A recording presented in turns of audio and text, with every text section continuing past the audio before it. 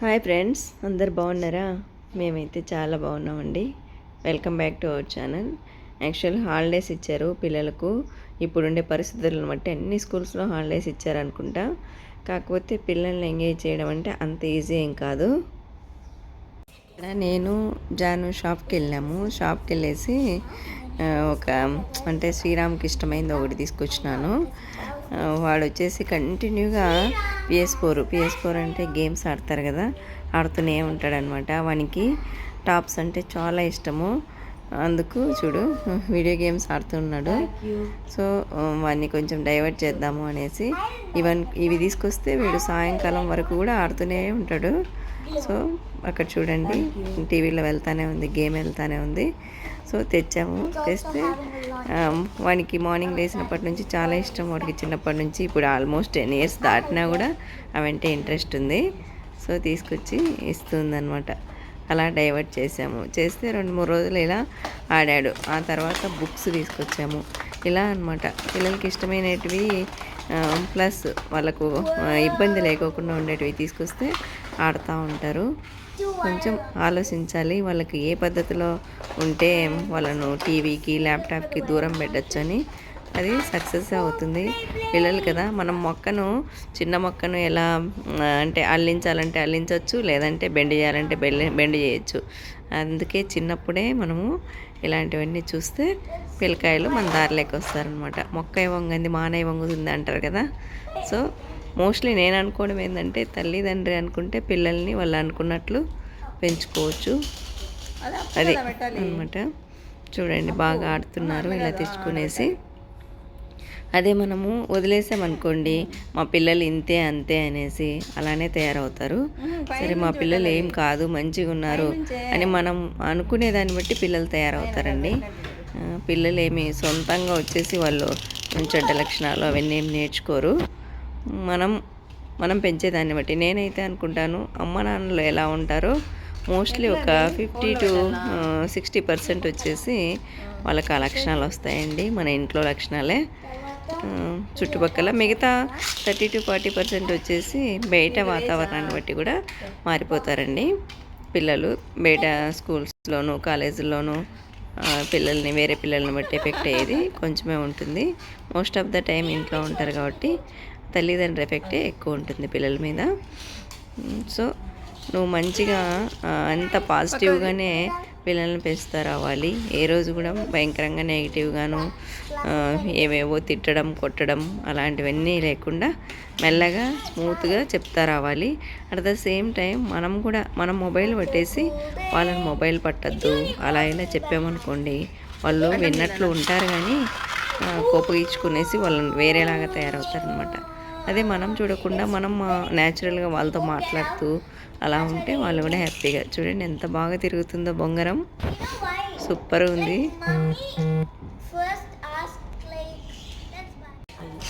అలా వచ్చేసి వాళ్ళని ఎంగేజ్ చేసి బాగా నేను ఫుడ్ చేయడానికి అలా వెళ్తాను అనమాట.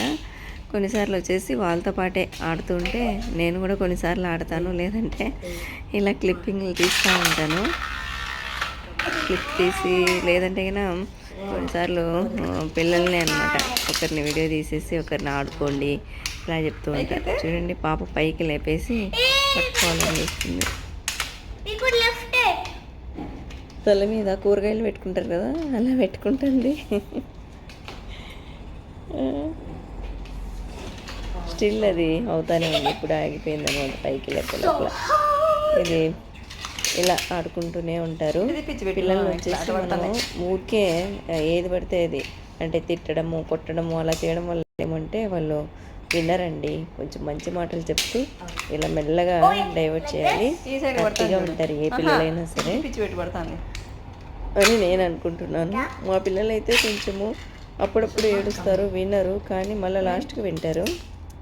తెచ్చిన రోజు అయితే మోస్ట్లీ తెచ్చిన టైం నుంచి ఒక 2 days అయితే ఫుల్ దాంతోనే ఆడుతున్నారు. బాగా ఇష్టం వాళ్ళకి. ఎంత ఏజ్ వచ్చినా కూడా యాక్చువల్గా మన ఊర్లలో ఇప్పుడు పిల్లకాయలు ఆడతారు కదా. పాపకు వచ్చి 8 years, వాడికి వచ్చేసి 12 years మా బాబుకి. అయినా కూడా చిన్నపిల్లలాగా అలా ఆడేస్తారు. వాళ్ళు ఆడటం ఏంటి, నేను కూడా అసలు ఎంతసేపు ఆడతానో అవి కాంపిటేటివ్గా అనమాట. ఇప్పుడు 3 ఒకేసారి తిరగాలి, 4 ఒకేసారి తిరగాలి అనేసి అలా నేను కూడా ఆడతాను సాయంకాలం వరకు. మరి నా ఏజ్తో పోలిస్తే వాళ్ళు చాలా చిన్నపిల్లలు కదా, సో ఈజీ ఉంది ఆడడానికి కదా. ఏజ్ అనేది ఒక నెంబర్ మాత్రమే, ఎవరైనా ఆడచ్చు. ఇప్పుడు ఎలానో హాలిడేస్ కదా, బాగా ఎంజాయ్ చేసుకోవచ్చు. ఫుడ్ కూడా మేము ఎప్పుడో వాళ్ళు లేచింది ఒక 11కి లేస్తారు మార్నింగ్, అప్పుడు బ్రేక్ఫాస్ట్ తింటారు. ఏ 4కో 5కో మళ్ళీ లంచ్ తింటారు. ఏ 10కో 11కో డిన్నర్ తింటారు. టైమింగ్స్ అన్నీ మారిపోతాయి. నేను హాలిడేస్కి నార్మల్ డేస్కి వాళ్ళకి డిఫరెన్స్ తెలియాలి అన్నట్టు లేపను. వాళ్ళు ఎప్పుడు లేస్తే అప్పుడు లేస్తారు. ఇద్దరు బుక్స్ అవుతున్నారు. న్యూ బుక్స్ కావాలని ఇద్దరు పోయేసి కిందనే మాకు బుక్ స్టాల్ ఉంది, కొంచెం దూరంలో ఉంది, అక్కడ పోయేసి తీసుకొని వచ్చుకున్నారు చెరొక బుక్. ఇక్కడ వచ్చేసి బుక్స్ ఒక 2 బుక్స్ తెచ్చుకున్నారు. మాకు బుక్ స్టాల్ దగ్గరగానే ఉంటుంది, అక్కడ పోయి తెచ్చుకుంటారు.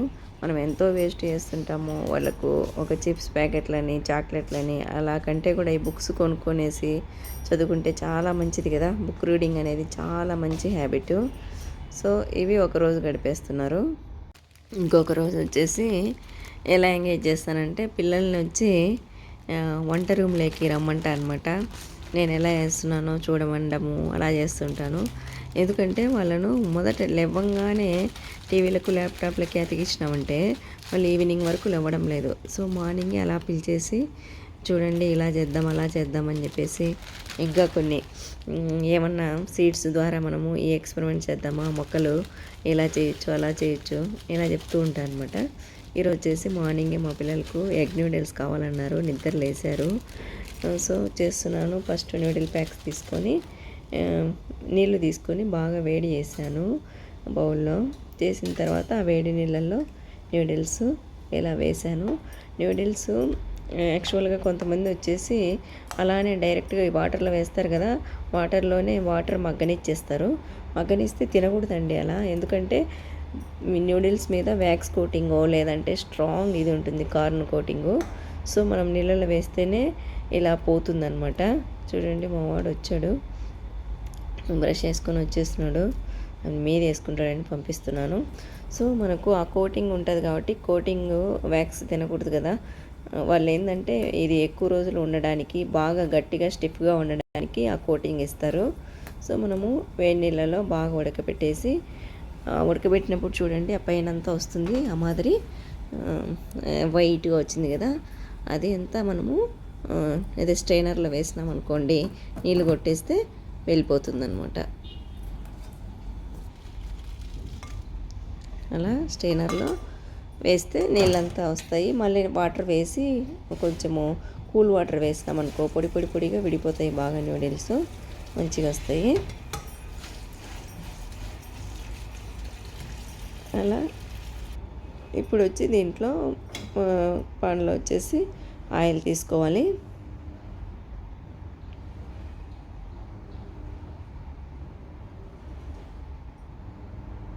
ఒక 3 ప్యాకులు ఉన్నాయి కాబట్టి 3 టీ స్పూన్స్ వరకు తీసుకోవాలి, ఎక్కువ ఏం పట్టవు. ఇప్పుడు వచ్చి ఎగ్ వేస్తున్నాను ఇందులో. ఎగ్ నూడిల్స్ కావాలన్నారు పిల్లలు. వెజిటబుల్ నూడిల్స్ కూడా తింటారు అప్పుడప్పుడు. ఎగ్ ఏమైనా సరే ఎగ్ తినిపించాలండి. వీక్లీ ట్వైస్కి థ్రైస్ అయితే ఎగ్స్ తింటే మంచిది, పిల్లలకు మంచి ప్రోటీన్స్ వస్తాయి ఎగ్ ద్వారా.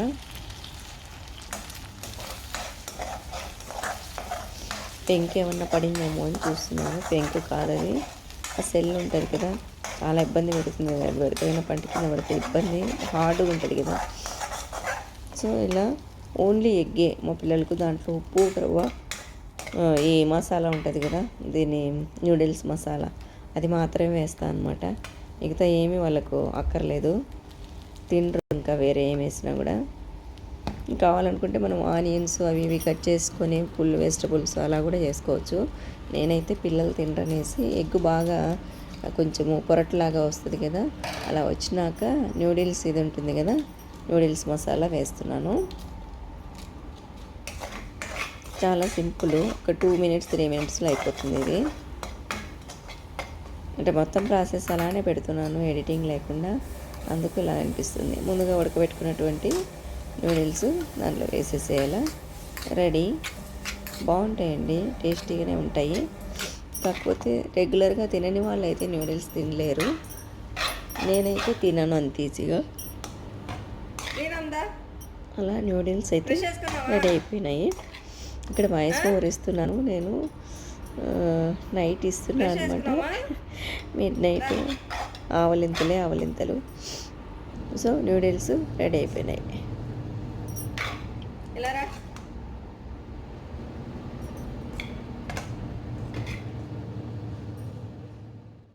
పిల్లలు తింటున్నారు. ఇట్లా హాలిడేస్ వచ్చినప్పుడు అయితేనేమో వేడిగా మంచిగా తింటారనమాట పిల్లకాయలు. స్కూల్కి పంపించినాం అనుకోండి, వెనక్కి ఎందుకు వస్తాయంటే తినాలనిపించదు, కూల్ అయిపోతుంది కదా బాక్స్లో. బాగుందంట. మా మేడం కూడా తింటా ఉంది, జాను. ఇదే అనమాట పిల్లలతో ఎలా గడుపుతున్నానో అలా కొన్ని క్లిప్స్ యాడ్ చేశాను మీకు అందరికీ నచ్చింది అనుకుంటున్నాను. Thanks for watching. Like, share and subscribe our channel. Bye see you.